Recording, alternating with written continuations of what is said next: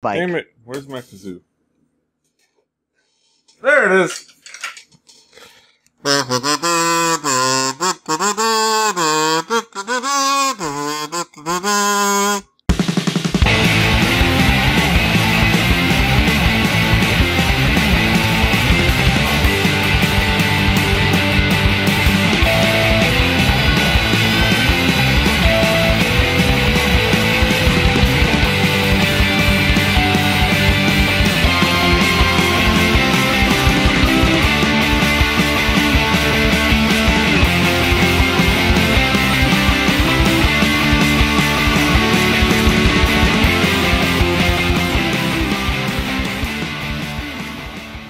Buenos nachos, amigos, and welcome to another fine episode of Record Breakers. I'm Peter Rave, your man with no plan. Here with me is my regular quorum, my friends.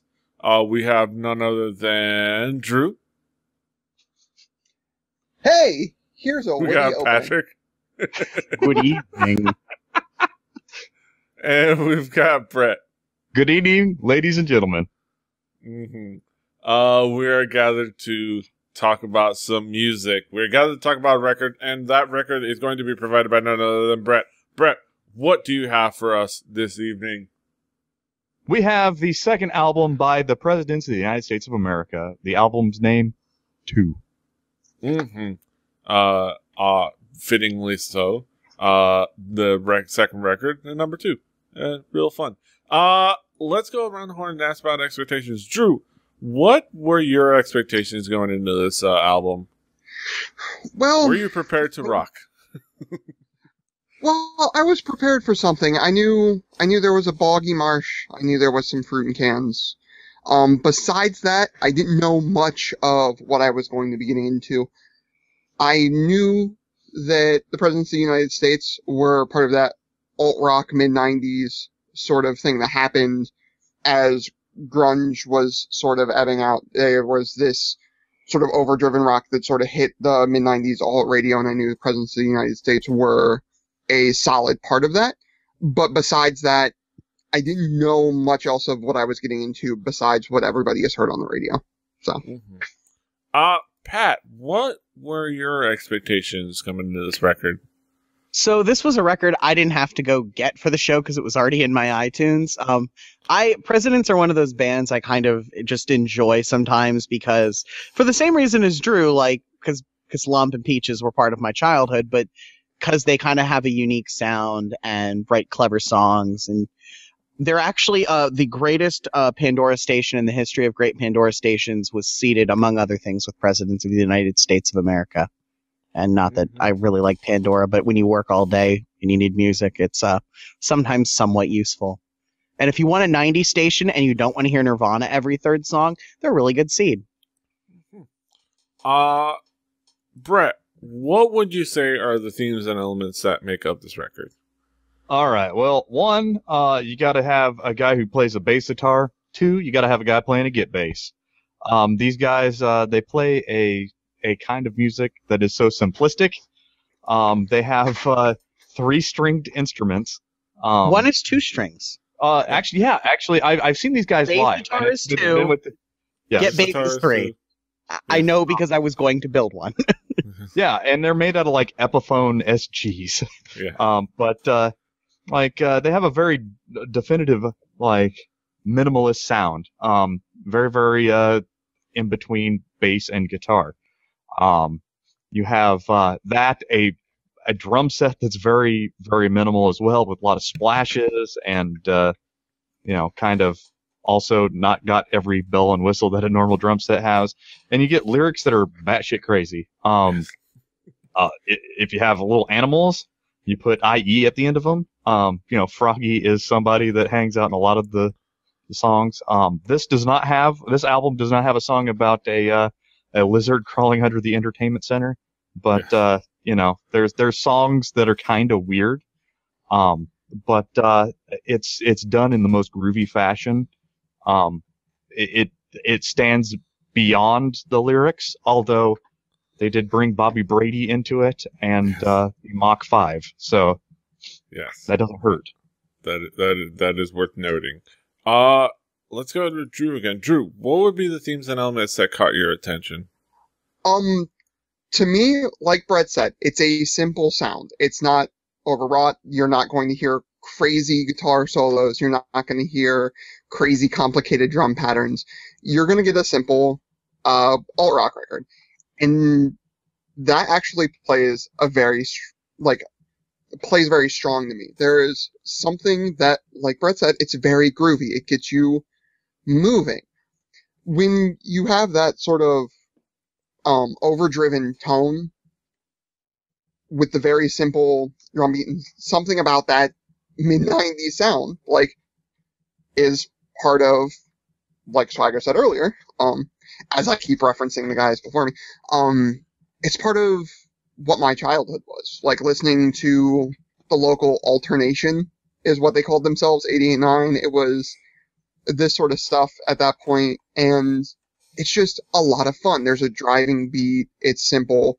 The instrumentation, as was said, is very interesting and very of themselves because, well, they built the damn things. And it's infused with a lot of fun. There is nothing that takes itself too seriously on these records. They take their music seriously. It's very tight. It's a good sound, but it's a simple sound and it's fun. Patrick, what would be the themes and elements that caught your attention? What would be you would pick out thematically? The sound they get is more pure garage rock than anything that claims to be, and they don't claim to be garage rock. It just, to me, they sound like three guys in a garage who want to make a rock band, and in the best way possible. And we've all talked about how simple it is, but I think calling it simple kind of would allude that they don't have talent. They're kind of really talented dudes. The music's well written. It's played extremely well. They just have chosen to use instruments that are in one way and that they have less strings, simpler. But because of that limitation, they kind of rock out the whole time. And that energy and sort of weird, like the energy and the speed of it mixed with the really peculiar lyrics and the odd ideas for writing songs. Like there's not a love song on here. I mean, there's one that's vaguely a love song, but it's not really. And it's not, they don't write about feelings. They don't write about anything political. They write about tiki gods and Speed Racer and Puffy Little Shoes. And, And like that sort of thing works well. There's little twangy country sort of sounds that get mixed in occasionally, and it's an odd sound. It's a unique sound. No one sounds like the Presidents, and that's kind of a good thing because they're kind of awesome at being them. Brett, what would be some of the key tracks to point out? Well, I'll just skim a little bit of the cream. You can't go wrong with Tiki God. The song starts out about a guy who accidentally causes a woman to be found dead in a river. Then it goes into Bobby Brady, a story about the Brady's Go to Hawaii movie from the 70s. It's really a groovy song. It's a cautionary tale. Yes. But it starts serious and ends the Brady Bunch. You also can't go wrong with Tube Amplifier. It's very, very simple, very, very easy song to pick up what they're doing. They didn't put a whole lot of work into it. It's something they probably wrote in 5 minutes.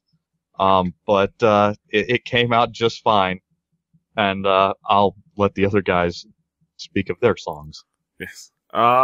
Drew, what would be some of the tracks that caught your attention? What would be some of your favorite tracks? Well, as I have been told to do, and as we usually do, I'm going to start with the first track. Ladies and Gentlemen, Part 1.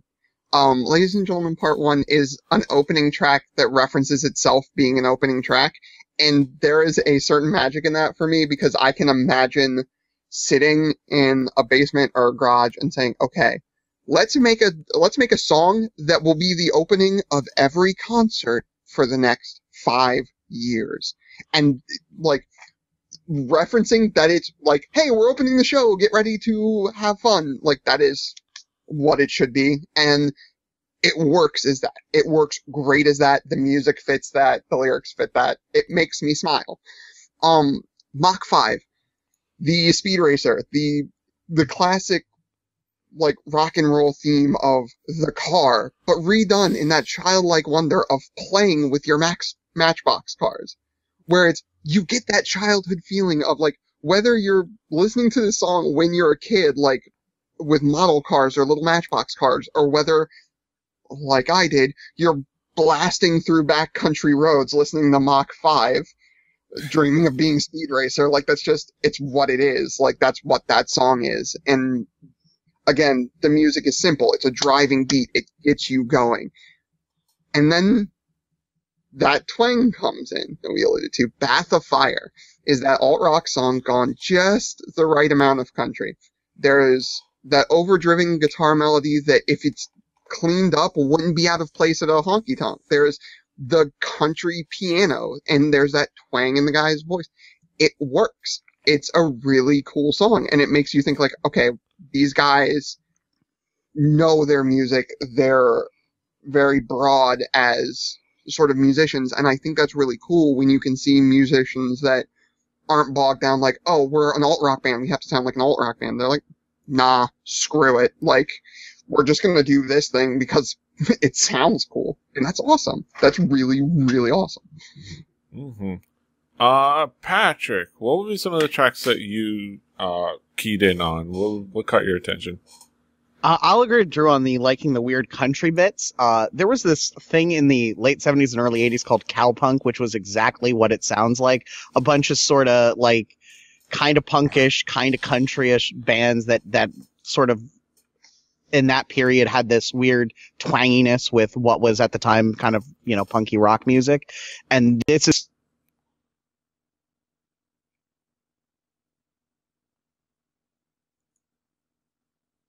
a few bands do really good songs about cars. The Presidents are one. On their first album, Dune Buggy is, like, that is one of my happy places as far as songs go. And Mach 5 for the same reasons. It's not like a song about a car. It's just a song about how good it feels to drive and just kind of silly and fun. And it's a really good one because of that. Volcano, I really, really, really like the way the chorus sounds on that one. It's got a really interesting groove to it, and talks a whole bunch about, when the world still had systems with speakers and woofers and tweeters and all that fun stuff, and I just kind of miss those days because, I don't know, I like big, giant speakers for no reason. And Tube Amplifier. That is a President song if there ever was one. It's, 2 minutes of really about nothing, but it's brilliant and it mentions, golf drivers and tube amps and Sabian cymbals all in the same song because why not? And that's sort of what I think a lot of President songs are, a whole lot of why not? Why not write a song about this? Why not talk about Crummy Brady movie from the 70s? Or why not talk about Speed Racer? And that, I think that, like, it's not a lack of caring. It's a more just straight zero fucks given. We're going to write fun songs and we're going to enjoy playing them and they're going to be fun to listen to. And I think that's what this album is. Mm-hmm. Yeah, some fantastic tracks. It's just, you can't go wrong with Tube Amplifier. And I do enjoy that, even, especially considering I get to walk by a Tube Amplifier at work on nowadays.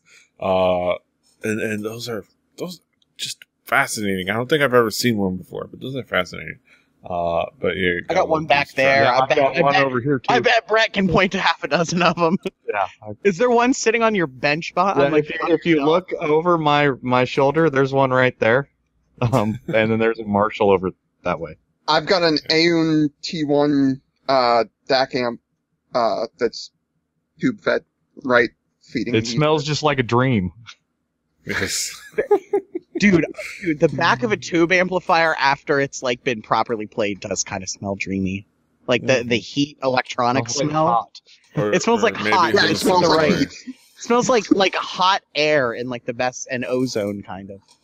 Maybe nice. More hallucinatory than dreamy, but who knows? But let's go back around the horn. Drew, what would be kind of your conclusive thoughts about the album overall? In the alt rock scene nowadays, you're mired down in bands that like to mire in their own self-loathing, I guess you could say. They're bands that are talking about sort of the bad. And while that has its place, there is something to be said about a band that can just play the fun songs and play the good times and just say, we're going to write funny songs. We're going to come at it in an angle where we care about our music, but we also care about the fact that we're a rock and roll band, for Christ's sakes. We're going to have a good time. We're going to have the people that listen to us have a good time. And we're going to do that by not taking ourselves that seriously. And I think that's not only commendable, I think it should be encouraged. Pat, what would be your conclusions about the album overall? So when these guys started, I mean, their first album was 94. So that was like the height of heroin rock. It was all angry people wearing flannel, you know, basically either, you know, singing about really sad things or ultimately killing themselves on a drug overdose or with a shotgun or with their wife or whatever. But, you know, we won't get into that whole conspiracy theories. That whole conspiracy theory. But it was, I mean, how many guys from that era are dead because of, you know, drugs or themselves, because they took everything way too damn seriously. And here's a band that, you know, same time got played on the same radio station that never, I think, like never wanted to be anything other than a rock and roll band. And it's really groovy. It's fun. It's well put together. I think this is probably as strong as their much more well sold album, their first record. And they're still making music now. Like they kind of went away for a bit. Now they're back again. And, you know, that's cool. They're awesome. This is a good album. You should listen to it. Yeah, it's a fantastic record. And the Presidents, I have a soft spot for the Presidents. And this might be my first time listening to an album fully through. But yeah, I've sung the Presidents at karaoke countless times, and as many songs as there are available, including Mach 5. And they're just a rocking good time, and you can't not feel good after listening to the Presidents. If you don't feel good after listening to the Presidents of the United States of America, I'd worry about your mental state, and I'd have you psychologically evaluated. Just for the good of society. Brett, what would be your conclusions about the album overall? Well, I dig this album in the same way that I dig the Aquabats. They're in it for the fun of it. They're not trying to change anybody's lives. But they're very true to what they are. I saw these guys about 9 months ago, and they rocked out. They put in an album this year. That is the same formula as they've been putting out since 1994. It's not polished up in any way. It's very, very simple. It's find a way to groove out. Lyrically, they're weird. I dig weird. Weird is okay. We need more weird in this world. That's straight up rock and roll weird. And this is rock and roll weird. If you want rock and roll weird, go listen to some Presidents. Their first album is groovy. This album it wasn't critically acclaimed, but it's groovy. Screw the critics. I enjoy it. And go listen to it. If you don't like it, you've got no soul. If you do like it, go listen to more. Mm-hmm. Fantastic stuff. All right, so we get to a main event of the evening. What we've all been waiting for. We got our haiku reviews. Let's see who starts us off. I'll go with Patrick. Patrick, what is your haiku?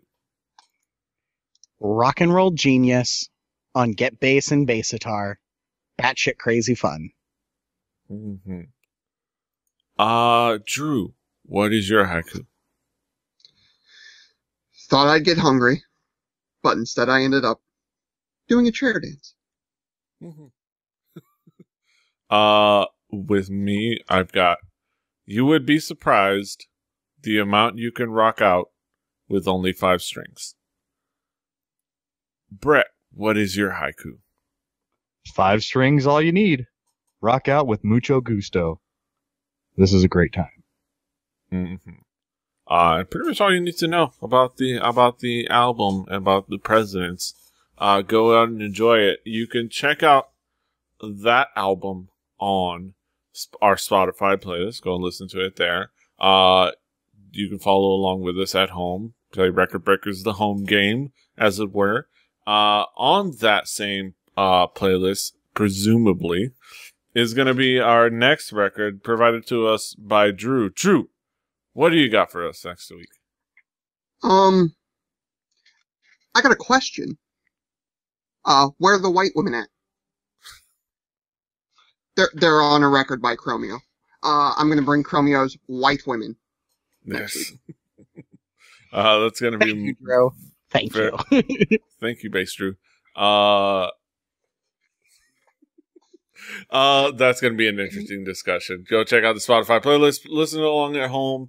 But that's it. You can find us all over the internet. Patrick is at The Swagger. Brett is at HibbityBibbard, HIBBITYBIBBARD. Drew is at XJuciferX. I'm at PD Rave. The show is at 4 Record Breakers. Number 4 Record Breakers.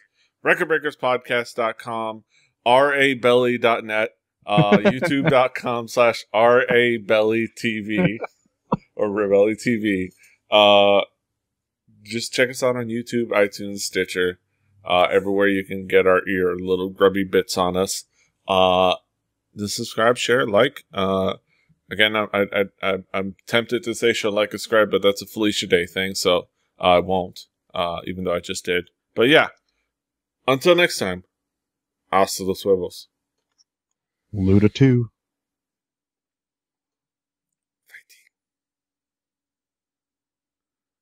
Annyeong. I'll keep your one shot right there. Oh, god damn it! I just ruined everything. Back to me. God, you are a little drunk, aren't you? No, I actually had a cable that was underneath my mixer. Oh. But yes, I am kind of drunk. I've drank a bunch of whiskey, but it's not like it's my album this week or anything. Or I'm asking for help.